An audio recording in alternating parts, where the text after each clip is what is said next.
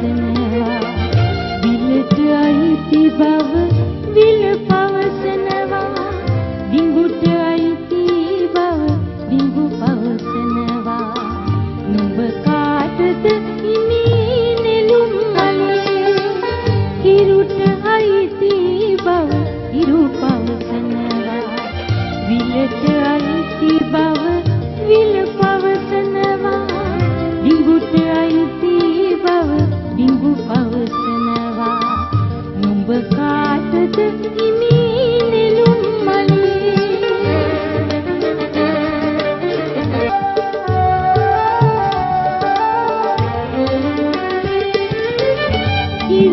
හිරුවාවාමලු ඔබ පිබිදෙන්නේ විලහින්දාමලු ජීවත් වන්නේ බිඟුටලු මధుමි පුරවා දෙන්නේ නෙළුමේ කාටද සෙනෙහ පුදන්නේ තෙරුවන් සරණයි.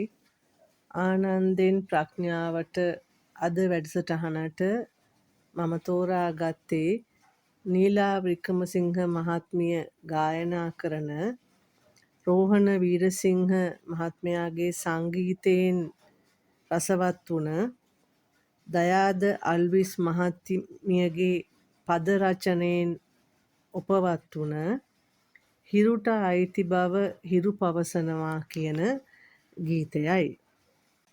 හොඳයි.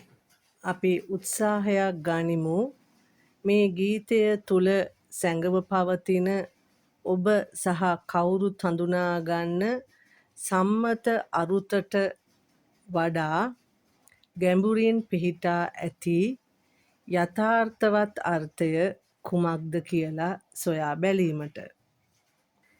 හිරුට අයිති බව හිරු පවසනවා විලට අයිති බව විල පවසනවා බිඟුට අයිති බව බිඟු පවසනවා ඔබ කාටද හිමි නෙළුම් මලේ.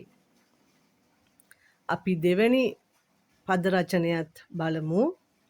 හිරුවා වාමලු ඔබ පිබිදෙන්නේ විලහින්දාමලු ජීවත් වෙන්නේ බිඟුටලු මధుමී පුරවා දෙන්නේ නෙළුමේ කාටද සෙනෙහ පුදන්නේ. සම්මත ලෝකය තුල යම් ධර්මතාවයක හිමිකරුවෙක් අයිතිකරුවෙක් සිටින බව අපි හැම විටම දකිනවා. මගේ ගෙදර මගේ දුව මගේ බිරිඳ මගේ ස්වාමි පුරුෂයා මගේ පාසැල මගේ විශ්වවිද්‍යාලය මගේ රට මගේ ආගම මගේ ජාතිය මගේ දැනුම මගේ හිත ආදී ධර්මතාවේවා මම කියන ස්වභාවයෙන් බැහැරව අපි පරිසරය තුල තියෙන සාධක ගමු. ලංකාවේ පොළව ඉන්දියාවේ පොළව ලංකාව තුල ගලාගෙන යන ගංගා ඒවා අපේ රටේ ගංගා අපේ රටේ වායුගෝලය ආදී වශයෙන් ඔබට මට අයිති පුද්ගල ප්‍රඥප්ති තුල සිදුවන අයිති තහවුරු කර ගැනීම විතරක් නෙමේ පරිසරය තුල පවතින භූමිය වායුගෝලය ජලය පවා අයිතිකරුවෙක් සිටින බව ඔබ දන්නවා. හොඳයි. අපි බලමු මේ සියලුම ස්වභාවයන්ට ධර්මතාවලට අයිතිකරුවෙකුගේ ස්වභාවය ගොඩනැගෙන්නේ කොහොමද කියලා. මේ ගීතේ පවසන පරිදි මේ විලක පිපෙන නෙළුමකට අයිතිකරුවෙකු ගොඩනැගෙන හැටි අපි මුලින් විමසලා බලමු. හිරුගේ ශක්තිය ලැබෙන විට පොළවට සූර්ය රශ්මිය පතනය වෙන විට ගොඩනැගෙන ඵලදරන ස්වභාවයක් තමයි නෙළුම් මල් විකසිත වීම. නෙළුම් මල් විතරක් නෙමේ බොහෝ මල් පිපෙන්නේ ඉර එළිය වැටෙනකොට තමයි. ඉර එළියේ ශක්තිය ආධාර කරගෙන මල් පිපෙන බව ඔබ මම අපි හැම කෙනාම දන්නවා. ඉර එළිය ආවහම පිපෙන්නට තරම් සුදුසු වර්ධනය වූ මලක් සැකසීම සඳහා විලේ පස මෙන්ම විලේ ජලයද උදව් වෙන බව අපි දන්නවා. ජලය නැතිව ගසක මලක වර්ධනයක් සිදු වෙන්නේ නැහැ. හිරුගේ ශක්තිය නිසා ජලයේ ශක්තිය නිසා වර්ධනය වෙලා පිපෙන මලේ ප්‍රයෝජනය ලබන්නේ මීමැස්සන්, බඹරුන්, සමනළයන්. මේ සිද්ධාන්තයම ඔබේ මගේ පවුල් පසුබිම තුලත් සිද්ධ වෙනවා. අම්මා කෙනෙක් තාත්තා කෙනෙක් නිසා දරුවෙකු ගොඩනැගෙනවා ඔබ දැකලා ඇති. අම්මා කෙනෙකුගේ කුසේ වැඩෙන දරු පැටියකු අම්මාගේ කිරි උරා බී පිපිදෙනවා, වර්ධනය වෙනවා, ලොකු මහත් වෙනවා. ඒ සඳහා පියාගේ නොමද සහය ඔහු උපයා සපයා ගන්නා මිල මුදල් වියදම් කොට ලබා දෙන ආහාර සහ අනෙකුත් ද්‍රව්‍යමය ශක්තීන් යෙදවෙනවා. ඒ නිසා අම්මා හිතනවා දරුවා මගේ, තාත්තත් හිතනවා දරුවා මගේ කියලා. දරුවාටත් කල්පනා කිරීමේ හැකියාවක් තියෙන නිසා අම්මාගේ ශක්තියෙන් තහ තාත්තාගේ ශක්තියෙන් වර්ධනය වුණු මම මගේ අයිතිකරුවන් වෙන්නේ අම්මා සහ තාත්තා බව මගේ අම්මා සහ මගේ තාත්තා ලෙස ඔහුත් හඳුනා ගන්නවා. අම්මා කෙනෙකු හිතනවා නම් මගේ ශක්තිය නිසා දරුවා මගේ විය යුතු බවත්, තාත්තා කෙනෙකු සිතනවා නම් මගේ ශක්තියේ කොටසක් පාවිච්චි කරමින් දරුවා ලොකු මහත් වූ නිසා ඒ දරුවා මගේ කියා. එය යථාර්ථයක් නම් මේ ගීතය තුල ලියවී තිබෙන අර්ථයටද එම අයිතියම ලැබිය යුතුයි. ඒ කියන්නේ හිරු කියනවනේ, හිරු ආවහම පිපිදෙන නිසා ඒ මල මගේ කියලා. හිරුගේ ශක්තිය නැතිව පිපෙන්න බැරි බව හිරු කියනවානේ. ඒ වගේම විලේ තියෙන ජලය ටික කියනවා ජලයේ ශක්තිය නිසා තමයි මල වර්ධනය වුණේ. ඒ නිසා මල අයිති ජලයට කියලා. මීමැස්ස කියනවා කාට අයිති වුණත් මල ආදරේ මට කියලා. මට ආදරේ නිසා තමයි මට මදු ටික එහෙම නැත්නම් පැණි ටික එයා දෙන්නේ. හරියට අම්මා කෙනෙක් තාත්තා කෙනෙක් දරුවෙකු හදලා පිටතින් එන දුවෙකුට හෝ පුතෙකුට තමාගේ දුව හෝ පුතා විවාහ කර දුන් පසු ඒ ලේලිය හෝ බෑනා තමාගේ බිරිඳ තමන්ගේ බව, තමන්ගේ ස්වාමි පුරුෂයා දැන් නීත්‍යානුකූලව වැඩි අයිතිය තියෙන්නේ තමන්ට බව පවසනවා වගේ. කෙනෙකු සිතනවා කෙනෙක් තමන්ගෙන් යැපුණු නිසා එහි අයිතිකරු තමන් බව. තව කෙනෙකු කියනවා ඒ කෙනාගෙන් දැන් තමන් යැපෙන නිසා ඒ කෙනාගේ අයිතිකරු තමන් බව. ඔබට හඳුනා ගන්න පුළුවන්ද මෙතන සිදුවෙන සැබෑ සිද්ධාන්තය වෙන්නේ ශක්ති ගලාගෙන යෑමක් බව. දෙමව්පියන්ගෙන් දරුවන්ගේ පැවැත්මට ශක්තිය ලැබුණා, ආහාර ලැබුණා. ඒ දරුවා ලොකු මහත් වෙලා තවත් පුරුෂයෙකු හෝ ස්ත්‍රිය සමග සම්බන්ධ වෙලා ඔවුන් දෙදෙනාගේ පැවැත්ම පහසු කර ගැනීම සඳහා එකිනෙකාට කළ හැකි උදව් ලබා දීම හෙවත් ශක්තිය ලබා දීම සිදු වෙනවා. එය ද්‍රව්‍යමය වේවා, මනෝමය ආහාර වේවා, චිත්තයට ලබා දෙන ආහාර වේවා, මේ හැම තැනකම සිදු වෙන්නේ ශක්ති ගනුදෙනුවක් පමණක් බව ඔබට හඳුනගන්න පුළුවන්දැයි විමසා බලන්න. නෙළුමක් වේවා වෙනත් මලක් වේවා මල තුළ නිෂ්පාදනය වන පැණි උරාබීම සඳහා අනිකුත් කෘමි සතුන්ට අවස්ථාව සපයා දෙන්නේ ඒ මගින් සිදුවෙන ශාකයේ පැවැත්ම ප්‍රචාරණය තහවුරු කර ගැනීමටයි. මේ සිද්ධාන්තයම තමයි ස්ත්‍රියක් හා පුරුෂයෙකු අතර සම්බන්ධතාවයේ මූලික අරමුණ. තම වර්ගයාගේ පැවැත්ම තහවුරු කිරීම. හොඳයි, අපි හිතමුකෝ ස්ත්‍රියක් හා පුරුෂයෙකු සම්බන්ධ වී දරු පැටවුන් හැදුවේ නැහැ කියා. නමුත් එම ස්ත්‍රිය සහ පුරුෂයාගේ පැවැත්මට එකිනෙකා උපකාරී වීමක්වත් සිදුවෙනවා. ඒ මගින් එම පිටපත් දෙක වුණත් යම් කාලයක් විශ්වීය ස්වභාවය තුළ වන පැවැත්ම තහවුරු කර ගන්නවා. ඔබට පැහැදිලි වෙනවද බලන්ඩ මේ ගීතය තුළ පෙන්වා දෙන ධර්මතා වෙන ඉර, ජලය සහිත විල, බඹරා සහ නෙළුම අතර සම්බන්ධය සැබෑවටම ගලාගෙන යන්නේ විශ්වීය ස්වභාවය තුළ එක එක ශක්තියක පැවැත්ම නිරූපණය වන සිද්ධාන්තයක් විනා මේ තුළ කිසිදු සිද්ධාන්තයක අයිතිකරුවෙකු ගොඩනැගීමක් වෙන්නේ නැති බව අඳුනගන්න පුළුවන්ද කියලා බලන්න. මම යමක් ලබා දෙන නිසා ඒ ලබා ගන්නා මගේ යන අර්ථය හඳුනා ගැනීම සිදුවෙන්නෙත්.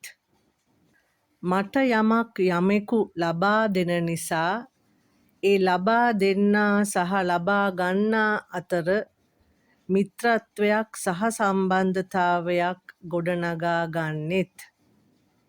මේ සියලු හුවමාරුවීම් ශක්තීන්ගේ හුවමාරු ලෙස නොදකින්නෙත් මට ඔබට ලැබී ඇති මොළය කියන ඉන්ද්‍රිය ආශ්‍රිතව ගොඩනැගී ඇති හඳුනා ගැනීමේ හැකියාව හෙවත් ශක්තිය නිසයි. මනස නිසයි. දැනුම නිසයි. මේ මනස තුළ ඇති වැරදි හඳුනා ගැනීම් නිසයි. හිරුටවත් විලටවත් බඹරටවත් මෙවැනි වැරදි හඳුනා ගැනීම් නැහැ. හිරුගේ ආලෝකය උකහා ගනිමින් පිපිදෙන මලක් තියෙන වගවත් හිරු දන්නේ නැහැ. විලේ පසවත් විලේ ඇති ජලයවත් දන්නේ නැහැ ඔවුනගේ ශක්තිය ප්‍රයෝජනයට ගනිමින් පිපෙන මලක් තියෙනවා කියලා. බඹරා හඳුනන්නේ නැහැ මේ මල හදාගන්න පැණි ටික ආදරෙන් මට දෙන්නේ ඇයි කියලා. ඉර එළිය ගලනවා. විලේ පස සහ ජලය පවතිනවා. ඒ කොටස් ප්‍රයෝජනයට ගනිමින් නෙළුම් මලක් පිපිදෙනවා. ඒ නෙළුමේ පවතින පැණි කියන ශක්තිය බඹරා උරාගෙන ඔහුගේ කුසගිනි නිවා ගන්නවා. බඹරාගේ පාදයේ පියාපත්වල තැවරෙන පරාග තවත් මලකට ගොස් මලේ පැවැත්ම තහවුරු වෙනවා. මේ මුළු සිද්ධිය තුළම ගොඩනැගෙන්නේ ක්‍රියාදාමයක් ශක්ති ගලායෑමක් විනා හිරුවත් විලවත් බඹරවත් මේ ක්‍රියාදාමය තුළ ගනුදෙනුවක් ලෙස එම සිද්ධිය දකින්නේ නැහැ. හඳුනා ගන්නේ නැහැ. වැරදි අර්ථ නිරූපණයක් ඇති කරගන්නේ නැහැ. යම් විමසීමක් කළ හැකි නුවණැති බවක් සහිත බුද්ධිමත් මනුස්සයා කියන ජීවියා එහෙමනම් ඇයි මේ ගනුදෙනු ශක්ති ගලාගෙන යෑම් මම මගේ කියලා වැරදි අර්ථකථනයක් ඔස්සේ හඳුනා ගන්නේ? හොඳයි. අපි සරලව විමසලා බලමු මේ මම කියන ස්වභාවය ගොඩනැගෙන්නේ කොහොමද කියලා. මම කියන ස්වභාවය ගොඩනැගෙන නිසානේ මගේ කියලා ස්වභාවයක්. ඊට පස්සේ අපි අපේ ආදී වශයෙන් ස්වභාවයන් ගොඩනැගෙන්නේ, හඳුනා ගැනීම් ගොඩනැගෙන්නේ.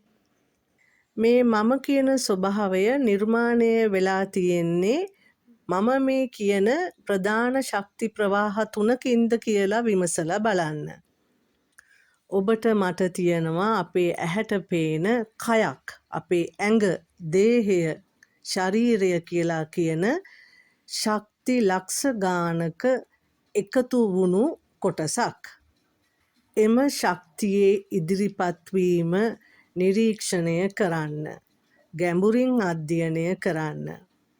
මේ කය නිසාම ගොඩනැගුණු තවත් ස්වභාවයක් තමයි ඔබේ සිතුවිලි ලෝකය.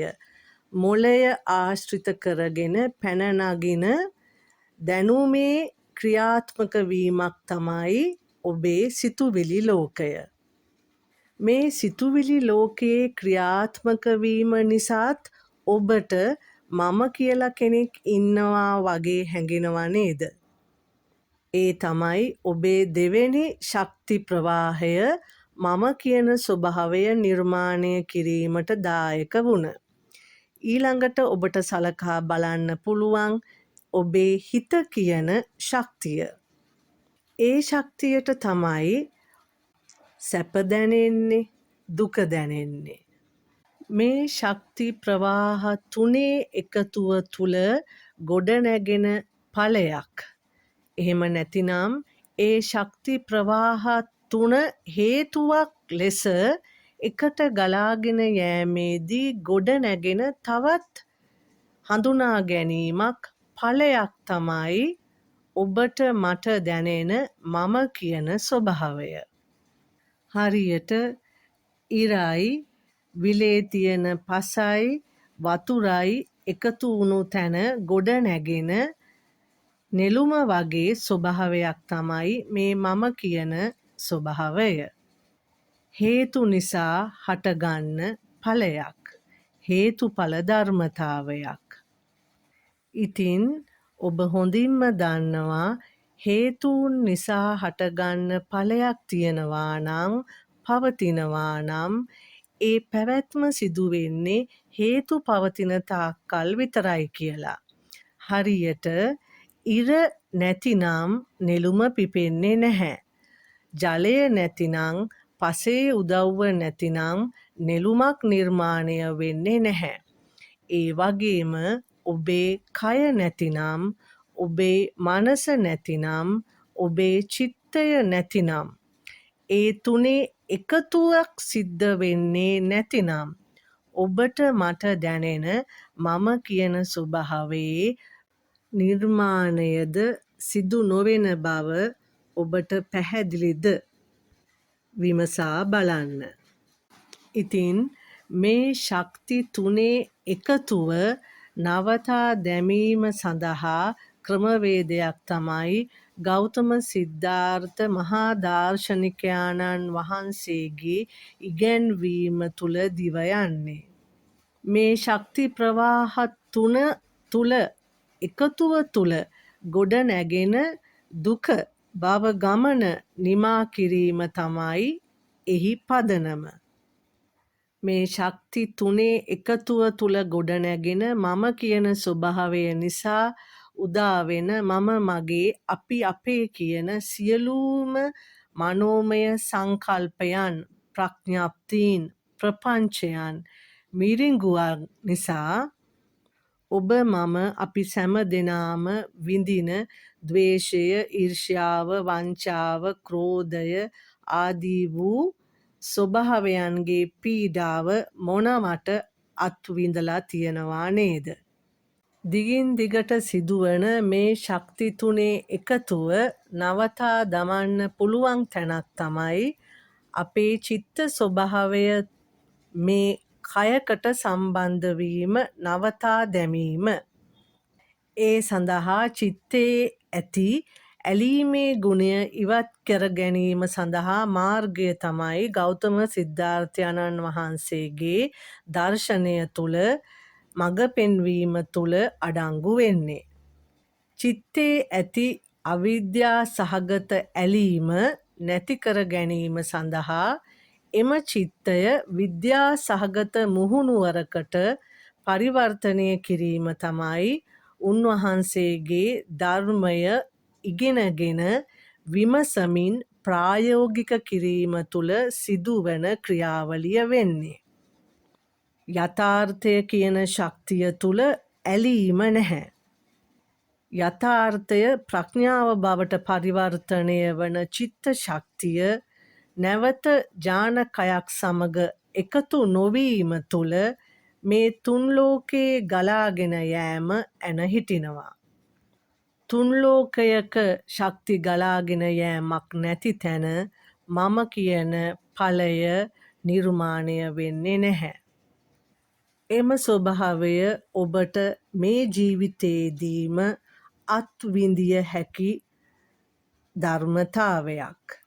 දැක දැනගත හැකි ධර්මතාවයක්.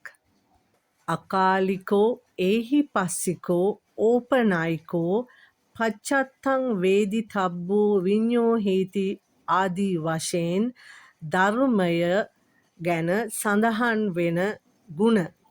යථාර්ථවත් ධර්මයේ ගතිය ගුණ ස්වභාවය ඔබටද මේ ජීවිතයේදීම දැක දැනගෙන ප්‍රත්‍යක්ෂ කරගනු හැකි වෙනවා.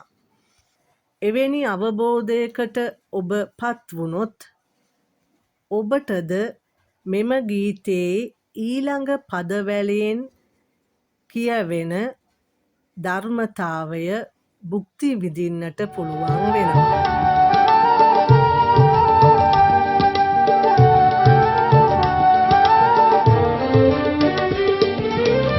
හිරු ළඟ ආසේ රුවට පිපියන් විල්දිය තුල සැඟවි සැනහියන් ආදරයක් නැති මිනිසකු දැතට නිලුමේ නුඹ හසුවන්නට. හිරු ළඟ අහසේ රුවට පිපියන් විල් දිය තුල සැඟවී සැනහියන්. ඒ කියන්නේ මම කියන දැඩි ප්‍රඥප්තියෙන් දැඩි තණ්හාවෙන් මිදුණු ඔබට ඔබ නෙළුමක් නම් හිරු එළිය ස්පර්ශ කරමින් හිරු ආවිට පිපිදිලා සැමටම ඒ සුවය මිහිර ආනන්දය ලබා දෙන්න පුළුවන්. ලස්සන පිපුණු නෙළුම් මලක් දැක්කහම හැමෝටම සතුටු හිතෙනවානේ නේද? බඹරුන්ට සමනලුන්ට අවශ්‍යතාවය තියෙන අයට ඒ අවශ්‍යතා ලබා ගැනීම සඳහා දායක වෙන්නත් පුළුවන්. එය තමයි නියම දානය වෙන්නෙත්. යථාර්ථවත් පරාර්ථය. මම මගේ අපි අපේ කියන සංකල්පවලින් බැහැර පැවැත්ම. අවිද්‍යාව දුරු කළ චිත්ත ස්වභාවයක පවතින්නේ ප්‍රඥාව සහ කරුණාව කියන ස්වභාවයන්. ඒ ස්වභාවයන්ගෙන් යුතු මනුෂ්‍යයකු නිතැතින්ම ජීවත් වෙනවා කියලා කියන ක්‍රියාවලිය තුළ තුන් ලෝකයේ ශක්ති ගලා යෑම තුළ පවතින්නේම අන්‍යයන්ට හිතකර තමන්ට හිතකර ප්‍රතිපත්තියකයි හඳුනා ගැනීමකයි. එවැනි මිනිසකු ආදරණීය මනුෂ්‍යයෙක් වශයෙන් ඔබට දැකගන්නට පුළුවන් වෙනවා.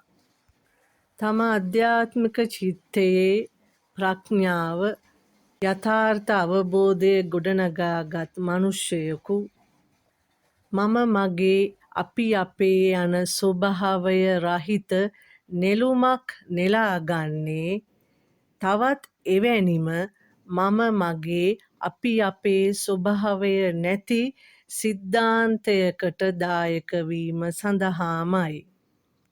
ඒ නෙලාගත් නෙළුම ඔහු යොදවනු ඇත්තේම තවත් පීඩාවට පත් මනුෂ්‍යයකු ජීවියෙකුගේ පහසුව සුවය සතුට සාදාදීම යන පරාර්ථය පෙරදැරිවමයි.